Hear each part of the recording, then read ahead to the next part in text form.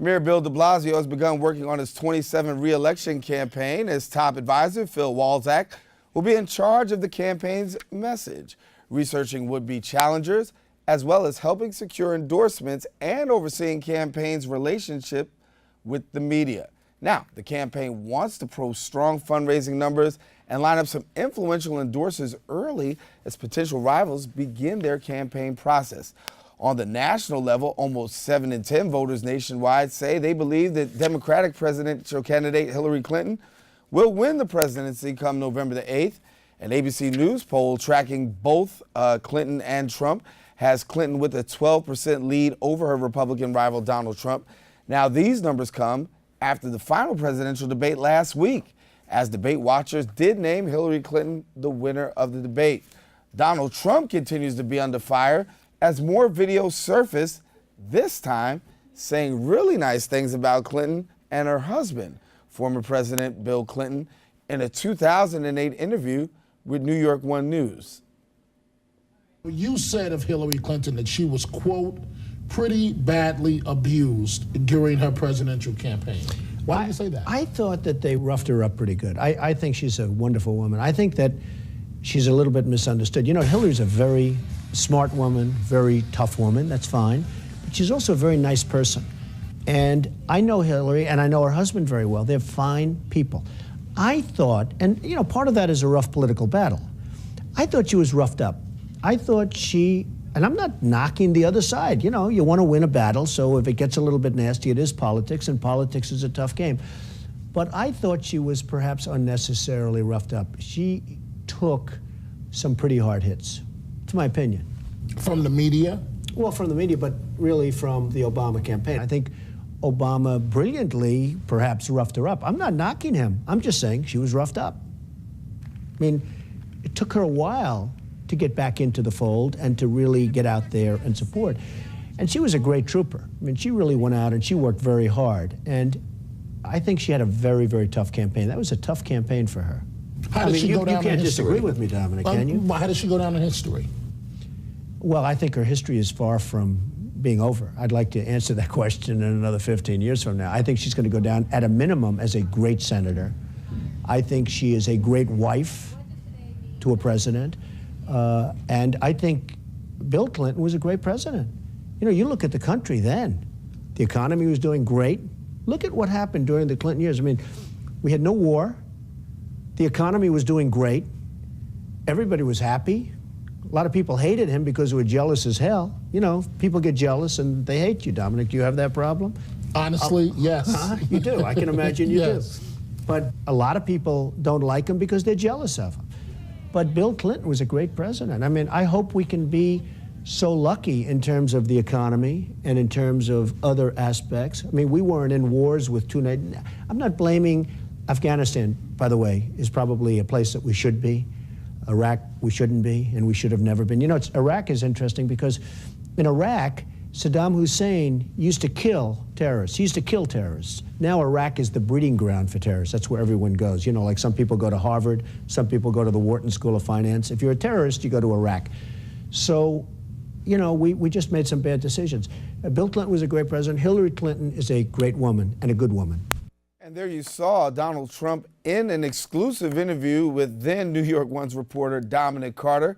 We now have welcoming us in the studio with us Dominic Carter, who's now with the regional news network, what a difference a few years makes, but who actually conducted the interview with Donald Trump. And this interview has actually gotten national attention. It played on CNN yesterday with Wolf Blitzer. And so you've always been national, but you're even more national and international now, Dominic, and welcome again.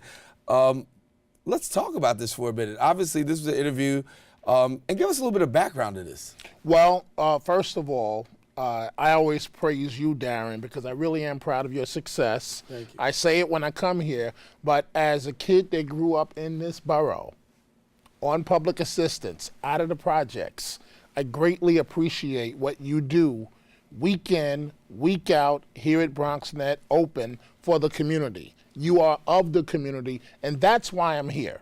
So that interview, yes, it's played on CNN yesterday. The San Francisco Chronicle is being picked up around the country because it exposes politics for what it is. Mm-hmm. In 2008, And I want to make a quick comment about the police brutality cases. But in 2008, you saw Donald Trump loving every ounce of the Clintons. In 2016, he calls her the devil. It's politics, and it exposes Trump for the complete political phony. And he's a friend, the complete political phony that he is. Friend but phony. This is what he says in the interview. She was roughed up unnecessarily. What are we seeing now? He was referring to then Senator Obama's campaign, who ran a very effective campaign to become the first African American president. And so, if Obama roughed Hillary Clinton up, how would you define, Mr. Trump, what you have done? You asked for background on that interview. He reached out to me and wanted to go on the record about the Clintons. So it wasn't provoked or pushed by me. He wanted to talk about them himself. So this is him telling you, yes, that I want to talk about the Clintons, and I want to talk about how good they are. And what was left out of that interview that's not in the clip is at the end, before we started the interview, he wanted me to ask him about rappers. He's got this fascination, believe it or not, with the hip-hop community and rappers. I know. And so what didn't air in that clip, he goes on to praise 50 Cent. Is it 50 Cent or 50 Cent? Which one is it? 50 Cent. 50 Cent, okay. I'm getting a little old there. It's all right, it's all right. But 50 Cent and P. Diddy. And so Trump was, and when I talked to him privately, one, he's crazy as a fox, to be honest with you. He's very good at business, but he talks about things privately. And I normally don't reveal private conversations, but when I'm on the phone with him, and it hasn't been in a while, but he talks about, guess what he's accused of? The sexual abuse stuff. Right. 60% of our conversation was about women every time I spoke to him. Every single time. He's fascinated with approaching women, or whatever term, groping, whatever, sexual, whatever, abuse, I'm not going there. Right. But that's what he talks about. So when we look at this Donald Trump today, and you know the Donald Trump of yesterday as well as of today, when we talk about where this is going to play out in his campaign, what does this interview do? I mean, because obviously it's going to have some national impact in terms of the next debate, or I should say in terms of the final, in terms of the final voting. Right. What kind of impact do you think this has? Well, I'm told that the Hillary folks may make it into a commercial, because he can't escape this. He's trying to run away from it. His campaign manager was asked about it yesterday. How do you run away from your own words? You know, so which one is it, Trump? Is she the devil, or is she the greatest thing since sliced bread? Because, you know, you said she was so great. So it will impact the race. I do want to say this, Daren. This race is not over. I'm telling you, don't believe the polls. Right. I am telling you, the Bradley effect in Los Angeles. Oh, Mr. Mayor, you're going to win. You're going to win. The black mayor, first black mayor of Los Angeles, Tom Bradley, who's no longer with us. You know, he was a shoo-in for re-election. And what happened? He lost. David Dinkins, running for re-election as mayor of New York City, was a shoo-in for re-election. Oh, David Dinkins is going on to term number 2. It's very hard to beat an incumbent. Did Dinkins get term number 2? Absolutely not. And he lived in my building, so I know David Dinkins very well. Yes, and we were all very surprised at the fact that what we thought would be a re-election doesn't turn to an election. So Trump is going to lose badly, in all likelihood. But let me tell you the scenario where you could go to sleep and wake up, and frankly, this clown is the president of the United States. And I say that as somebody who get along with and knows him. Here's how he could win.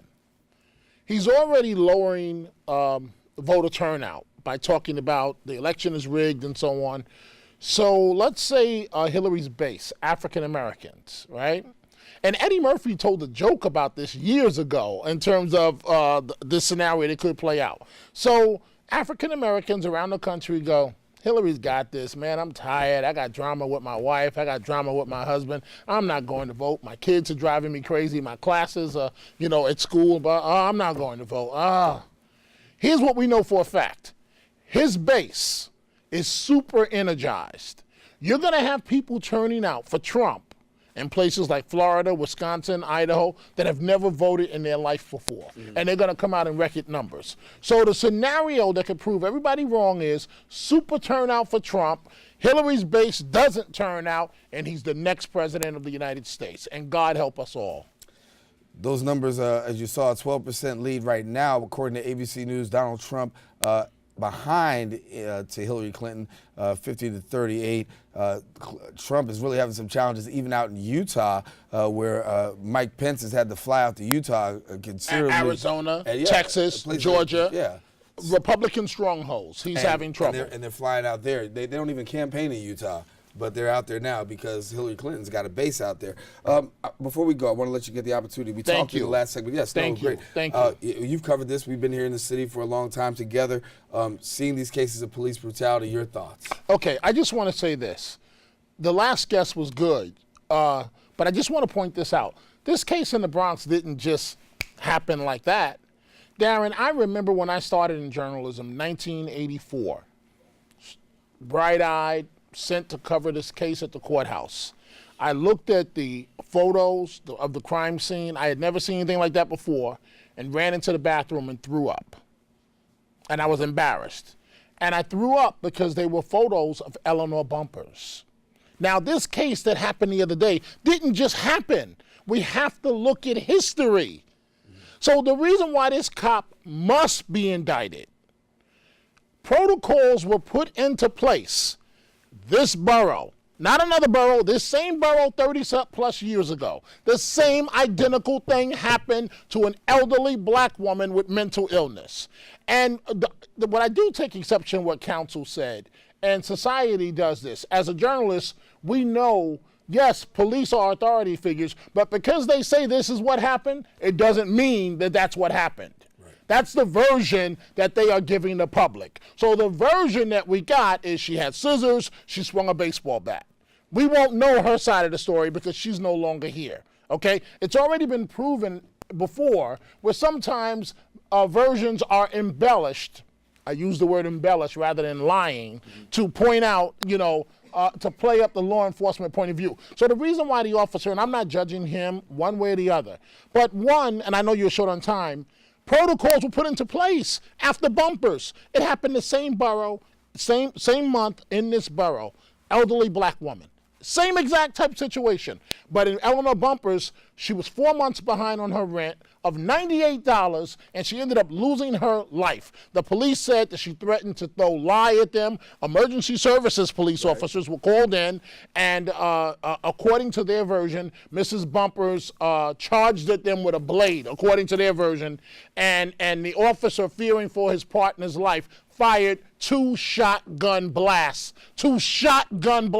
where every single pellet hit this elderly black woman. It's despicable. It's disgusting. It has to stop, Daren. That's absolutely. And we can continue to talk about this forever because there's a lot to be said about this. But as always, Dominic Carter, veteran New York journalist here, sharing with us. And thank you so much. Hey, man, I mean, it's good to see you on international television and see the work that you've done. But I'm proud of you. I'm proud of you too, man. Thank you so much, all right? Dominic Carter, listen, he's here with us, and you catch him here just about every week giving us some political insight and updates here on Open. Listen, got to take a quick break. When we return, we're going to sit down with an immigration lawyer who's going to give us a breakdown of both presidential candidates' immigration plan and how exactly it affects you. So don't go anywhere. We're coming right back right after this.